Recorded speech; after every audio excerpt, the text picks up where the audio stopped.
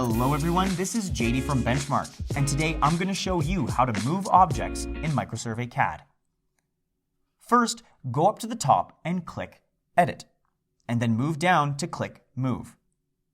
Next, select all of the objects you want to move, either by clicking or by clicking and dragging.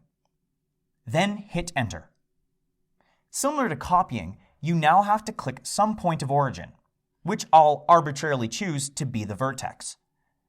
Now, with the objects moving along my cursor, all I have to do is move to where I want these objects to go and then click to place them.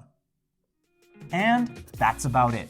Please consider liking and subscribing, it really helps us out. And if you have any questions about this video or about any others on our YouTube channel, please give us a call at 1-888-286-3204 or visit our website at bench-mark.ca.